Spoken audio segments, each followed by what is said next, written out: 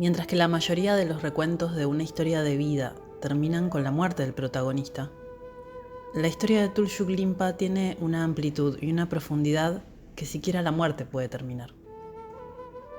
Como con todas las historias de lamas tibetanos que han muerto, uno debe considerar la reencarnación. Conocí a unos cuantos que dijeron que hubieran deseado haber muerto con Tulshuk Limpa en esa ladera nevada, clamando que él había llegado a la tierra oculta. Algunos de estos sacaban la conclusión lógica de que el caso de Tulshuk Limpa era único y que no habría reencarnación.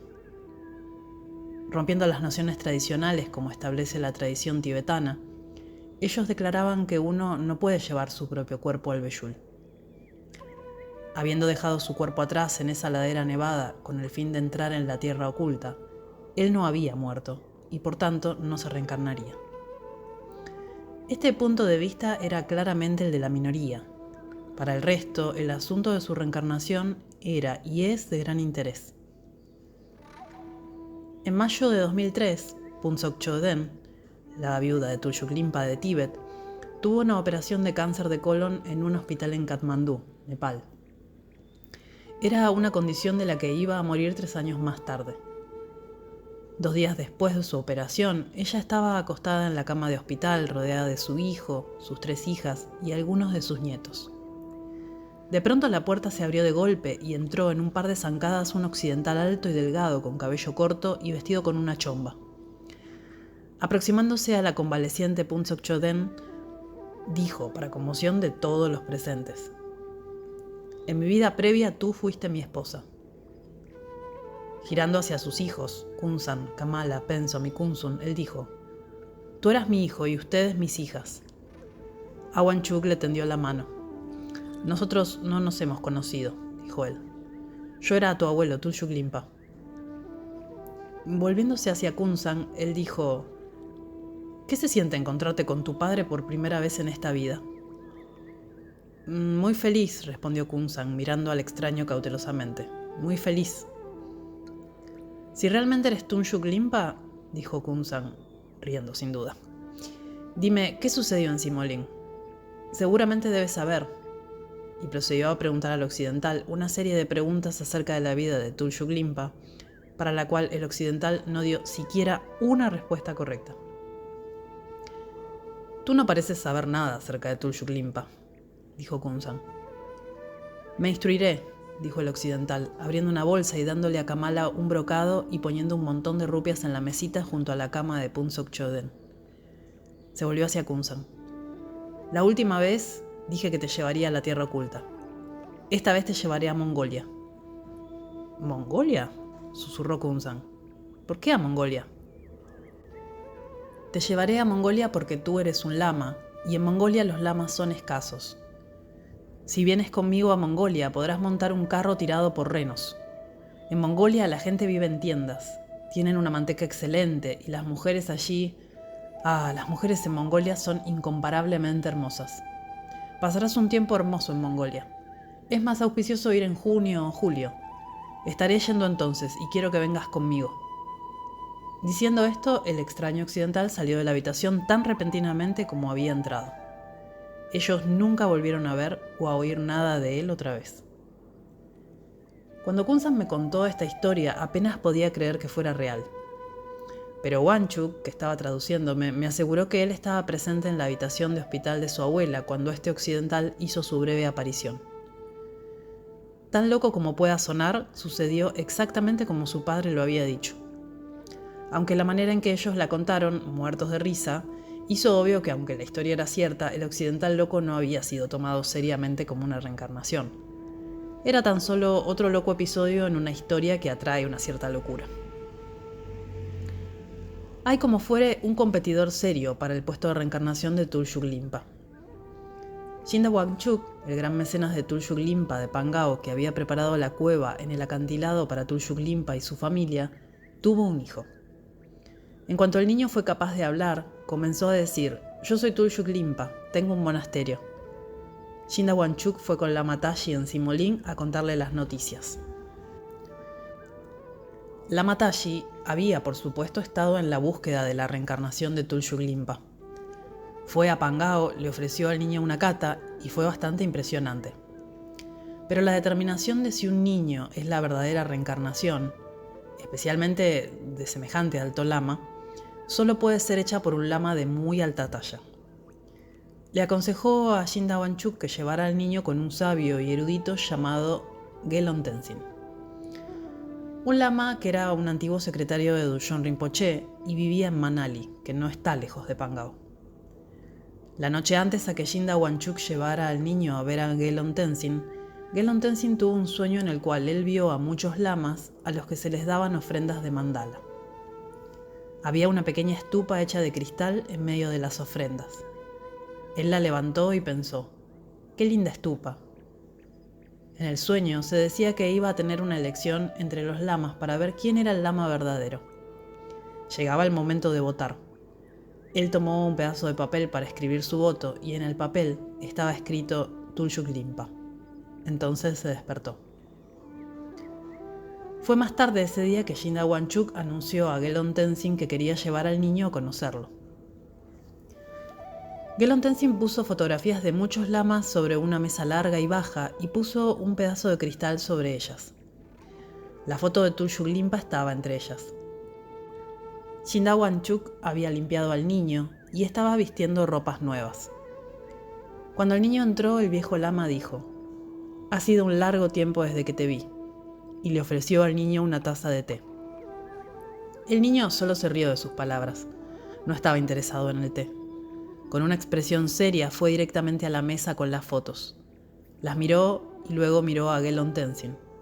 Luego miró las fotos otra vez y luego otra vez miró a Gelon Tenzin. Nunca había visto a Gelon Tenzin y era un niño tímido.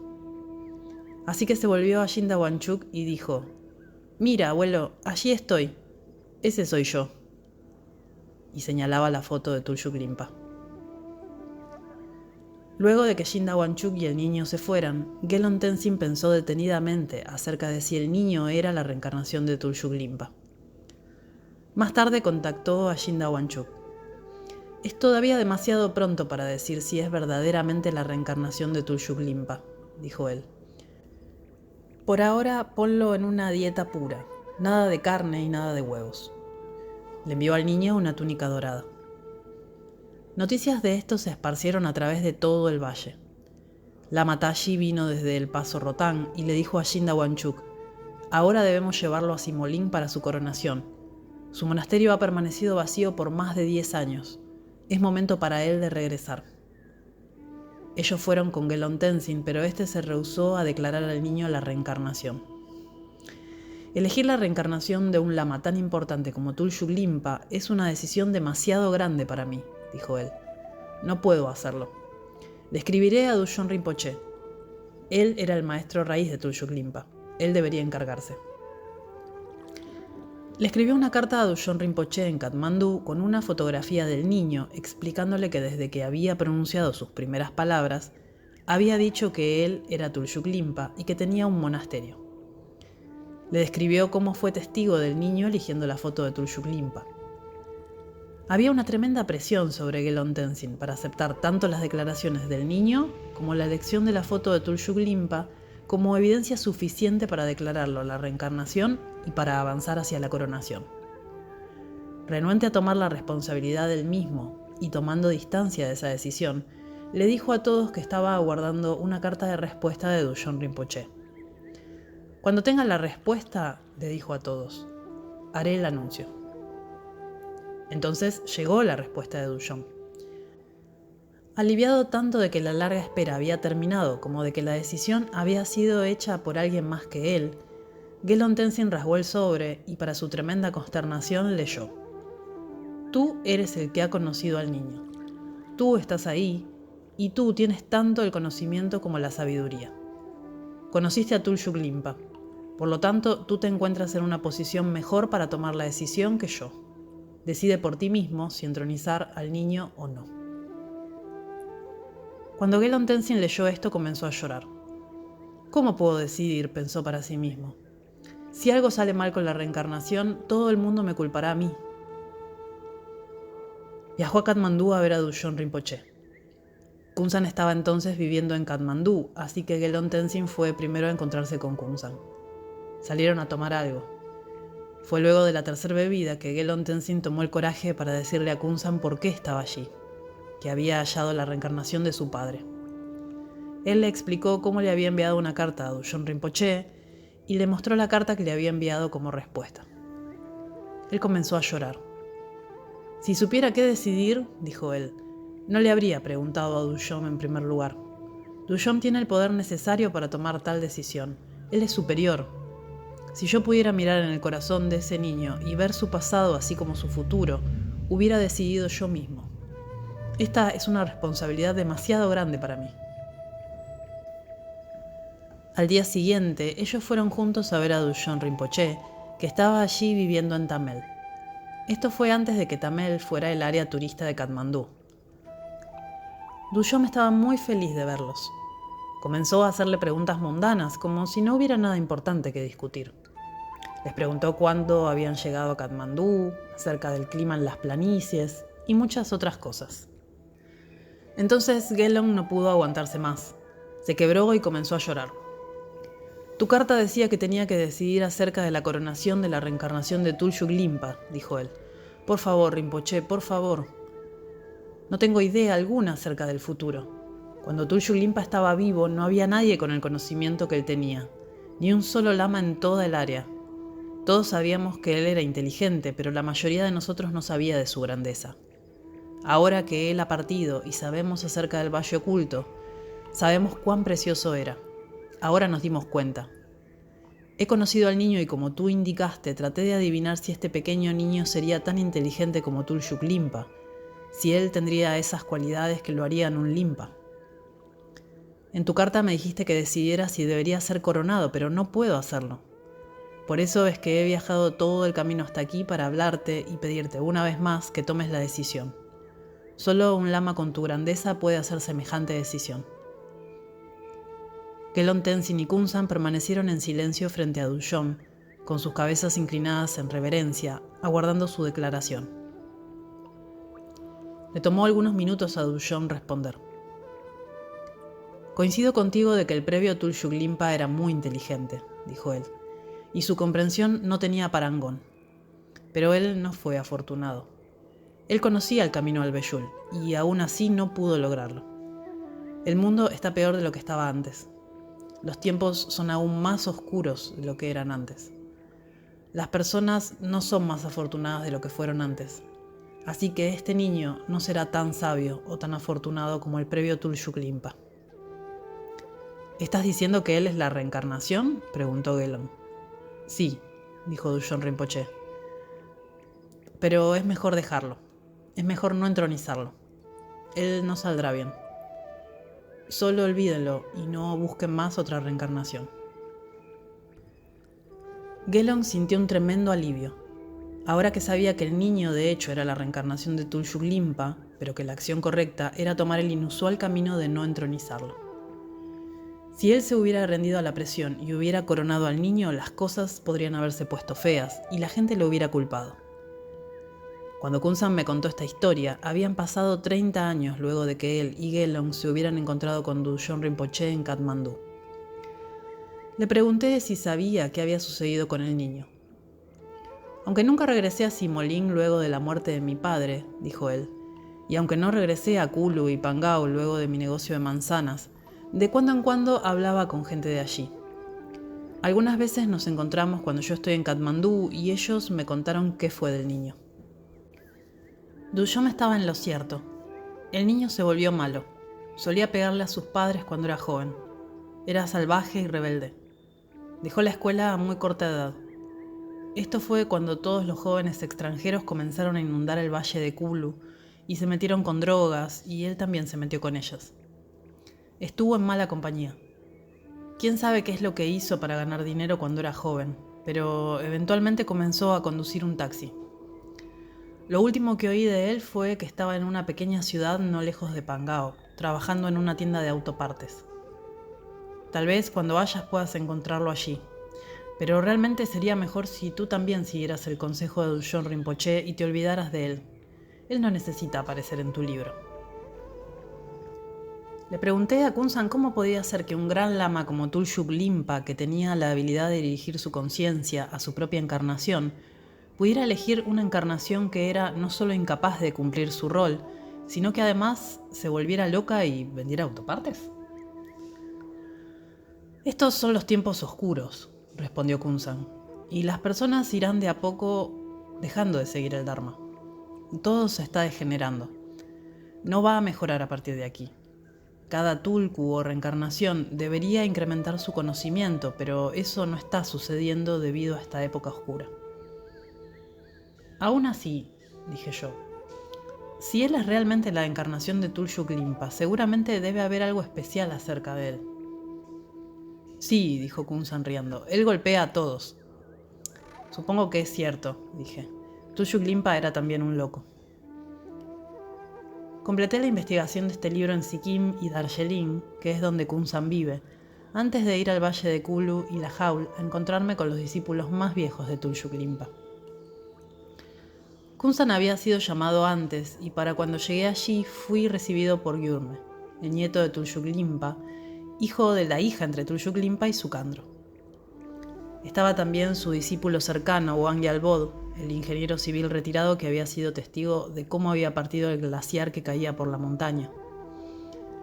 Ellos me pusieron bajo su protección y me llevaron por todos lados con otros viejos discípulos de Tulshuk Limpa, a la cueva de Pangao y al monasterio de Simolín.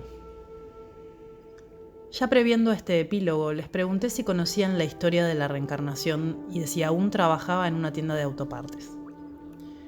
Ellos me dijeron su nombre, Raju, y su opinión fue más o menos como había sido la de Kunsan. Dijeron que mejor lo olvidara. Luego de que hubiera sido decidido no entronizarlo, él aún fue entrenado como un monje. Así que desde la edad de 3 o 4 años afeitaron la cabeza de Raju, lo vistieron con una túnica y trataron de entrenarlo en el monasterio que había sido construido justo arriba de la cueva en Pangao. Pero no funcionó. Él estaba loco. Solía escapar del monasterio en mitad del invierno y trepar arriba y abajo la montaña sin zapatos. Su descripción de su vida luego de dejar el monasterio fue bastante a como Kunsan lo había descrito. Cuando insistí en que aún así quería conocer a Raju, de que él era parte de la historia, ya fuera de que él fuera un éxito o no, ellos me dijeron que había dejado su trabajo como vendedor de autopartes y ahora vivía en una ciudad más lejos por las montañas cerca de Shimla. Él conducía una van para costear su pobre vida y vivía en su vehículo. Sin una dirección fija y sin modo alguno de contactarlo, me aconsejaron que me olvidara por completo, lo cual no tuve más opción que hacer. Viví durante 3 meses en el valle de Kulu, en una casa en el medio de un huerto de manzanas, con mi esposa Bárbara. Ella estaba trabajando en su tesis doctoral en antropología médica y social en Oxford, y yo estaba dirigiendo mi investigación y escribiendo el primer manuscrito de este libro. Ella viajó conmigo para conocer a algunos de los viejos discípulos de Tulshuk Limpa y viajamos juntos a Simolín. Como ella hablaba tibetano, ella no era tan solo mi amada compañera, sino que actuaba como traductora. Hacia el fin de nuestra estadía, estábamos hablando acerca de los finales sueltos que podrían haber quedado en el tintero, esas áreas en las que debería ahondar un poco más antes de dejar el lugar, historias que aún no había conseguido. Había terminado de escribir acerca de la avalancha y de la muerte de Tulshuk Limpa, así que era natural que mis pensamientos se volvieran hacia la reencarnación. Miré mis notas y me di cuenta que aunque mis informantes me habían dicho que Raju se había mudado a una ciudad cerca de Shimla, ninguno de ellos parecía conocerlo. Lo que me habían dicho parecía más basado en chismes que en conocimiento de primera mano.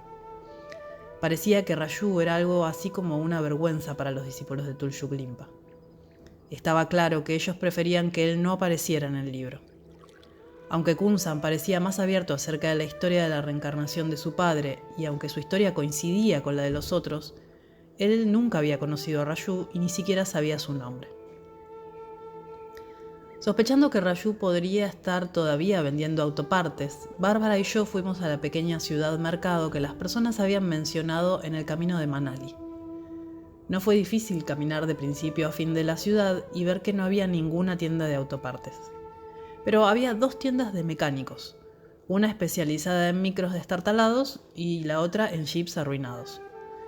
Pude ver a un hombre manchado de aceite deslizándose desde abajo de un jeep, apuntándonos con el trasero y con un cigarrillo colgando de la comisura de su boca. Nos miraba con sospecha, proyectando su mandíbula y preguntándome en tono amenazador qué quería. Quería algo de él, no sabía qué, pero tal vez una última palabra para este libro, alguna perla de sabiduría de la reencarnación de Tulshuk Limpa traída por un rufián. En ninguno de los negocios habían oído de Raju, de Pangao, y coincidieron en que no había ninguna tienda de autopartes en la ciudad y nunca había habido. Nuestra última chance era ir a Pangao y ver si podíamos hallar a algún miembro sobreviviente de su familia que pudiera saber de su paradero. Había ido a Pangao con Gyurme y Wangyal para ver la cueva, pero no estuvimos mucho tiempo allí. Solo conocí a unos pocos monjes en el monasterio. Así que saltamos en un micro y luego pedimos un aventón y aterrizamos en Pangao, donde fuimos por estrechos senderos bajando por la pedregosa ladera junto a las casas y al convento, hasta que llegamos a la casa de la tía de Raju, quien era ella misma una monja. «¿Raju?», dijo ella. «¿Quieres encontrar a Raju?» «No, él no está cerca de Shimla. Él vive justo valle abajo en una aldea en la base de las montañas». El lugar que ella describía estaba solo a 12 kilómetros de donde habíamos estado viviendo la mayor parte de los 3 meses. Ella sabía que él tenía un celular porque él la llamaba 1 o 2 veces al año, pero no conocía su número. Nos llevó por un camino lateral que daba a la casa de su madre, la viuda de Jinda Wanchuk, pero ella tampoco tenía el número de teléfono de su nieto. Traté de obtener de ellas algo de la historia de Raju, pero fueron reacias. Pareció que preferían no decir nada a hablar mal de un miembro de la familia. Todo lo que dijeron fue que él ahora estaba casado y tenía 2 hijos, pero admitieron no saber mucho acerca de su vida. Dado que habíamos llegado a Pangao muy tarde ese día, era muy tarde para irse, así que la familia nos hospedó. En la mañana nos dieron una foto de Raju cuando era un joven. Hicimos el camino hasta la aldea de Raju hasta que estuvimos frente a su puerta.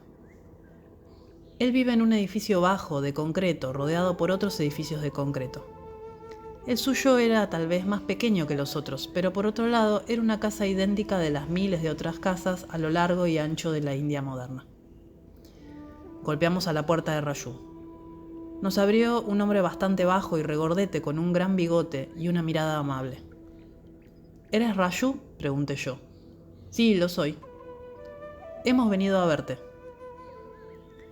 Él pareció completamente imperturbable ante 2 occidentales que aparecían sin haberse anunciado en la puerta de su casa. «Por favor», dijo él, «pasen». Fue entonces que noté las palabras escritas en su remera. Las personas positivas no hablan mal de otros. Nos condujo a la habitación donde vivía con su esposa y sus 2 hijos. Se podría decir que estaban viviendo con una tremenda dignidad con lo mínimo. Él gentilmente nos invitó a sentarnos en la cama, pero preferimos sentarnos en la alfombra en el centro de la habitación. Uno pensaría que él nos habría preguntado en la puerta qué era lo que queríamos de él, o tal vez apenas nos hubiera invitado a entrar a la casa. Pero primero nos preguntó si queríamos té, el cual preparó en una hornalla en una esquina de la habitación que hacía las veces de cocina al verter agua de una jarra de plástico, ya que no tenían agua corriente, en una olla de aluminio en el cual arrojó un puñado de té y un puñado de azúcar. Una vez que estuvo preparado, vertió el té en 2 vasos desparejos y una taza descascarada. No fue sino hasta que nos dio nuestro té y se sentó frente a nosotros que sonrió ampliamente y nos preguntó con una mirada inquisitiva qué era lo que queríamos. Le respondí de manera muy prudente. «Hemos estado viviendo aquí en el valle de Kulu por cerca de 3 meses», dije yo. Bárbara está dirigiendo una investigación para su tesis doctoral en Oxford en medicina tibetana y su tópico es la longevidad. Raju asintió moviendo la cabeza pensativamente, obviamente tratando de imaginar qué es lo que tendría que ver él con ello. Deteniéndome para tomar un sorbo de té, continué. «Yo soy un escritor», dije yo, «y estoy escribiendo un libro. El libro es acerca...» y dejé que un pequeño silencio transcurriera para poder mirar de cerca su rostro buscando su reacción antes de pronunciar el nombre Tulshuk Limpa. Al mencionar el nombre, Raju estalló en risas y casi derrama su té. Él me miró de reojos con sus ojos alegres, sacudiendo su dedo juguetonamente. «Ah, sí que es eso», dijo. Le expliqué cómo había oído de Tulshuk Limpa en Sikkim y de cómo había pasado tiempo con los discípulos de Tulshuk Limpa allí en Darjeeling. Le dije acerca de mi cercana asociación con Kunsan y Wanchuk y de cómo habíamos viajado a Tajidin y a Yoksum. Le conté de cómo nos habíamos encontrado con los discípulos más viejos de Tulshuk Limpa, aquí en el valle de Kulu, y sobre el paso Rotang en La Jaul, cómo habíamos visitado la cueva en Pangao y el monasterio de Simolín. Finalmente, le conté cómo había estado escribiendo la historia y de que recientemente había estado escribiendo acerca de la avalancha y de la muerte de Tulshuk Limpa. El último pedazo de la historia, le expliqué, es tuyo. Raju tenía un obvio sentido lúdico. Aún así también era extremadamente serio. Uno podía sentirlo en la intensa concentración de su mirada cuando le contaba sobre mi proyecto, la manera en que se esforzaba para entender mi inglés, la manera en que obviamente estaba profundamente conmovido de tenernos de repente sentados con él en su alfombra, tomando té y esperando su historia, la cual él estaba obviamente muy ansioso de contar. Como para él era extremadamente difícil expresarse completamente en inglés, cambió a tibetano, el cual explicó que había aprendido durante sus muchos años viviendo en monasterios. Así que con Bárbara como intérprete nos dijo la siguiente historia. Yo recuerdo cuando todo comenzó. No debo de haber tenido más de 3 años. Tenía un sueño recurrente en el cual yo veía una antigua campana y dorje, el elemento ritual que los lamas usan en sus prácticas budistas. Solía estar oscuro cuando aparecían esos sueños, y siempre me aparecía el mismo pensamiento: estos son míos. Tenía este sueño por la noche y durante el día lo olvidaba. Noche tras noche tenía este sueño, siempre con el pensamiento de que estos ítems reservados para los lamas me pertenecían. Fue en esta época, no mucho después de que había aprendido a decir las palabras mamá y papá, que comencé a decir que era Tulshuk Limpa. No sé cómo su nombre se me apareció, no puedo explicarlo, y para decirte la verdad, la memoria es bastante borrosa. Lo que realmente recuerdo es el sueño, no los eventos externos que siguieron. Sí recuerdo que un lama vino a casa, me sentó en su regazo y me dio un caramelo. Tomé el caramelo, pero luego lo devolví. Él me preguntó si era un lama y yo dije que sí. También recuerdo mirar las fotos bajo el vidrio de una mesa y elegir la foto de Tulshuk Limpa. Tenía el cabello largo en ese entonces y ellos lo afeitaron. Fui enviado al monasterio en Pangao y comenzaron a entrenarme como un lama. Algunas veces solía escabullirme y seguir los senderos hasta la cueva donde Tulshuk Limpa había vivido. Cuando fuera que iba ahí me sentía muy feliz. Cuando era bastante joven, mi padre falleció. Él era un alcohólico y murió de tanto beber. Había muchos de nosotros jóvenes monjes novicios en el monasterio, pero yo siempre recibía un trato especial. Se me daba una atención especial y siempre tenía la sensación de ser observado. Mi estatus como reencarnación de Tulshuk Limpa era controversial. Se esperaba tanto que mostrara los poderes que poseía y a la vez se esperaba que fuera malo, como se había predicho. Y era demasiado para mí. Incluso entonces, mientras era joven, tenía una sensación interna. Sentí que no podría desarrollarme a mi ritmo natural si todo lo que hacía estaba siendo observado y comparado con Tulshuk Limpa, que había sido un lama muy grande. Cuando más trataban de ponerme en una caja, más fuerte era mi instinto de liberarme. Yo sabía, a mi manera aniñada, que tenía una naturaleza tal que no podía ser encorsetada. Me quedé en el monasterio en Pangao hasta que tuve aproximadamente 13 años. Pienso que fui muy problemático para ellos, así que me enviaron al monasterio de Mindrolin, el alto lama Nimma, a las afueras de Dehradún. En el monasterio de Mindrolin aprendí a leer las pechas y asistí a muchos wangs o iniciaciones de bendiciones realizadas por el mismo Mindrolin. Fue en esta época, cuando tenía 13 o 14 años, que surgieron muchos obstáculos del Dharma dentro de mí. Todo era porque las personas hablaban acerca de mí y acerca de quién era. y eso afectó algo en mi mente, y me fui al otro extremo. Había ido a casa de vacaciones para ver a mi madre y a mi hermana pequeña, y en mi camino de regreso al monasterio algo se rompió dentro de mí. No sentía que quisiera estudiar para convertirme en lama, no quería practicar, solo quería irme. ¿A dónde quería ir? A cualquier parte. Estaba en el autobús a Dedarun cuando este se detuvo en una pequeña ciudad en el camino y solamente me bajé del autobús y comencé a caminar. Fue completamente espontáneo. Simplemente no podía regresar al monasterio y a todas las charlas y las expectativas de las personas y sus ideas acerca de cómo encarrilarme. Después de todo esto que estaba reprimido dentro de mí, me volví un poco loco. Esto fue fuera de las montañas, en las planicies. ¿Fue peligroso? Seguro. Pero estaba un poco loco e hice un montón de cosas locas. Dormí al costado del camino. Por supuesto que no tenía dinero, así que tenía que ser muy espabilado.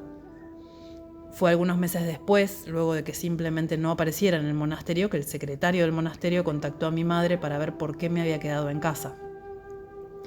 Ella pensaba que yo estaba en el monasterio. Juntos decidieron que yo debía estar muerto. Supongo que para ellos lo estaba. Yo fui duro. Solo me fui corriendo sin decirle nada a nadie. Raju se rió ante el recuerdo de sus años salvajes. Su hija vino, una encantadora niña de 7 años. Le dio un vaso de leche y se despatarró sobre su regazo, mirándonos con los ojos muy abiertos y redondos, mientras él nos contaba cómo había terminado en Punjab, donde una familia punjabi lo tomó y lo crió como uno de los suyos. La forma cálida en la que Raju envolvió sus brazos alrededor de su hija mientras hablaba mostró que la crueldad de no decirle a su madre dónde estaba, lo cual le debe haber causado un indecible dolor durante su adolescencia, no era una cualidad innata en él. Había sido un acto nacido de la necesidad, siendo su desaparición la única manera de sobrevivir a la atención puesta sobre él a tan temprana edad.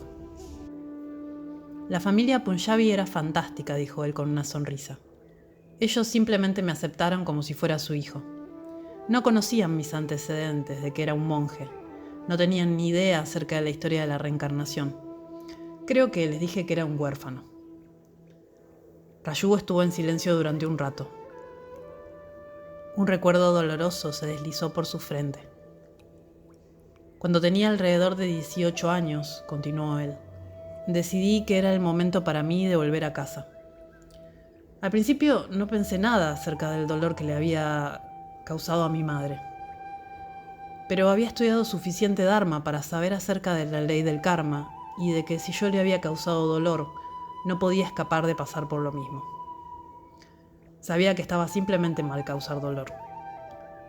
¿Y qué dolor es peor que aquel de una madre que pierde a su hijo? Así que dejé a la familia Punjabi. Ellos me dieron el dinero para el autobús y yo regresé al valle de Kulu. Caminé en Pangao para la reunión con mi madre. Estaba tan feliz que mi exilio autoimpuesto había terminado. Los ojos de Raju se llenaron de una reluciente humedad. Cuando regresé, me dijeron que mi madre había muerto de tuberculosis un año antes. Los brazos de Raju apretaron amorosamente a su hija más pequeña. Por supuesto, esto fue un golpe tremendo para mí. Me sentía agonizando. No solo porque no podría volver a ver a mi madre otra vez y porque no había estado allí cuando ella murió, sino también por saber que ella había muerto afligida por mí. Yo tenía una hermana menor y ella tenía más o menos la edad de esta pequeña aquí. Él pasó la mano acariciando el cabello de su hija. Ella estaba quedándose con parientes, pero nadie tenía dinero para cuidarla. Ahora ambos éramos huérfanos. Me di cuenta rápidamente que era yo ahora el responsable de ella. Todo lo que sabía era cómo ser un lama, pero no quería hacer eso. Así que lentamente aprendí cómo hacer todo tipo de trabajos. Como ella era una huérfana, fui capaz de conseguir que mi hermana recibiera un pase escolar del gobierno, donde le daban comida, ropa y libros. Y con mi guía fue capaz de completar hasta la clase 12. Ahora sabía un montón de cosas. Sabía carpintería, el negocio de las manzanas. Nunca fui dueño de mi propio huerto de manzanas, siempre perteneció a otros, pero sí conocía el negocio. Luego pensé que tenía que hacer algo más, y un amigo mío estaba conduciendo un taxi y me dijo: ven a Manali y te enseñaré a conducir. Como solo podíamos hacerlo poco a poco, me tomó 3 años aprender a manejar. Ahora puedo manejar un camión, un autobús, un auto. Igual fue mucho después que conseguí mi propio auto. Nunca pensé que me casaría porque en mi interior todavía me consideraba a mí misma un lama. Pero todos, mi tía y todos los demás me decían: casate, casate. Pero yo decía: ¿cómo podría casarme? No tengo una casa, no tengo tierras, no tengo nada de dinero. ¿Cómo puedo alimentar a una esposa? Mi tía dijo: tú cásate y yo te ayudaré con la casa y todo lo demás. Consigue un trabajo, gana dinero y muy lentamente aprenderás a cuidar a tu esposa y luego a una familia. Tenía 25 años cuando me casé y realmente fue un casamiento por amor. Durante 5 años luego de que nos casamos, mi esposa estuvo realmente enferma. Luego nació nuestro hijo. Durante los inviernos, mientras mi esposa estuvo enferma, yo no tenía trabajo, no tenía nada que hacer, tenía que quedarme en casa. Así que volví a trabajar con lo que había aprendido antes en la vida del lama. Tenía muchas pechas y había aprendido cómo leerlas, así que comencé a leerlas nuevamente. Hacía ofrendas de lámparas de manteca cada día. Comencé a ir a Rampur, cerca de Shimla. Estuve haciendo negocios, solo pequeños negocios. Los pequeños negocios están bien. Cuando los negocios son grandes, las tensiones son grandes. Los pequeños negocios no dan dolor de cabeza. La familia está feliz y yo estoy feliz. Toda mi vida estuvo coloreada por Tuljug Limpa. Tiempo atrás, cuando era un niño en Pangao, había un asistente de Tuljug Limpa que solía mirarme de cerca. Yo estaba bastante loco incluso entonces. Él solía decirme: tú eres Tuljug Limpa. Yo lo conocí bien y tú tienes la misma naturaleza Tuljug. Entonces yo decía: no, yo no soy Tuljug Limpa. Yo soy solamente un niño. Y solía correr lejos de él. Solo quería que me dejaran en paz. Por supuesto que siempre me pregunté si soy la reencarnación de Tuljug Limpa o no. Y hay veces que miro profundamente en mi interior y pienso: sí, lo soy. He hablado con muchas personas acerca de Tuljug Limpa, dije yo. Y de lo que sé acerca de él era que era imposible encasillarlo. Decirle: tú eres un lama o eres esto o aquello. Él rompería cualquier tipo de caja en la que otros trataran de ponerlo. Le iba perfecto el nombre Tuljug. Siempre estaba cambiando y contradiciéndose a sí mismo. Yo soy exactamente así, exclamó Raju. Soy de 2 mentes. A menudo me enlisto en una dirección y termino yendo en otra. Si no, pregúntale a mi esposa. La vuelve loca eso, pero es exactamente así como soy. Cuando vivía en Rampur, conocía a una monja tibetana que estaba muy enferma. Su cuerpo estaba lleno de cicatrices y heridas. Había oído la historia de que Tuljug Limpa había curado la lepra en Simolín. Mientras era un niño en el monasterio, había aprendido cómo leer las pechas y a recitar mantras. Incluso aunque estaba conduciendo un taxi en esa época, estaba sintiendo el llamado del Dharma. Mis amigos eran conductores y algunos de ellos eran gente ruda, pero yo estaba llevando una vida pura. Me levantaba temprano en la mañana y tomaba un baño. Antes de comer algo leía las pechas y recitaba mantras. Hacía lo mismo por la tarde. Ninguno de mis amigos que conducían taxis y rickshaws tenían idea alguna acerca de este aspecto de mi vida. Tenía que sorprenderme de esto yo mismo. En cierto modo, era tan solo un conductor. Pero por otro lado, siempre había tenido este tironeo hacia la vida interior. Y siempre me había preguntado por qué. Decidí comprobarlo. Le dije a la monja que intentaría ayudarla. Así que una mañana hice mi práctica matutina y fui con ella. Recité los mantras sobre ella y para mi sorpresa y su gran alegría se curó. Esto me dejó conmovido. Nunca pedí toda esta atención, aunque a veces he sentido que realmente soy Tuljug Limpa. Pema Chokhi, la hija de Tuljug Limpa y Sukandro, solía venir conmigo cuando yo era un niño. Ella solía llamarme padre. Nunca intenté curar a nadie otra vez. Una vez que la gente se hace a la idea de que puedes curarlos, estarán formando fila delante de tu puerta. ¿No había sido ese el problema de Tulshuk Limpa? ¿Demasiadas personas? ¿No fue por eso que falló en entrar al Beyul? Ahora estoy a finales de mis 30. Siento que algo ha madurado en mí. Tengo estos sentimientos internos y tal vez incluso habilidades, las cuales nunca me he permitido a mí mismo desarrollar. Algunas veces siento que el momento está llegando. Me gustaría ir al retiro de 3 años, 3 meses y 3 días al que van los lamas como parte de su entrenamiento. Pero no quiero hacerlo como una rutina armada de la práctica como está tradicionalmente hecha. Quiero ir a un lugar tranquilo, tal vez a una cueva, y quiero convertirme en un nakpa. Quiero dejarme crecer el cabello largo y no cortarlo. Quiero atarlo en un rodete en mi cabeza. Quiero dejarme crecer las uñas. Y este deseo viene desde lo profundo de mí. Quiero ir allí, estar tranquilo y dejar que aquello que está dentro de mí pueda salir. La esposa de Raju entró en la habitación. Ella había estado en lo de un vecino. Detrás de ella caminaba su hijo de 12 años, vistiendo una remera con un tigre con la inscripción Familia. Su esposa le dirigió una mirada perpleja, preguntándose qué estaban haciendo estos dos occidentales sentados en el piso con él bebiendo té. Raju nos presentó, casi igual que como yo nos había presentado a Bárbara y a mí. Ellos han estado viviendo en el valle de Kulu cerca de 3 meses, dijo él. Bárbara es una antropóloga trabajando en su tesis sobre la larga vida en la medicina tibetana. Hizo una pausa, lo suficientemente larga para que su esposa se preguntara qué tenía eso que ver con él. Y Thomas, dijo él guiñándome un ojo, es un escritor. Él está escribiendo un libro. Hizo una pausa para generar un efecto más teatral. Él está escribiendo un libro sobre mí,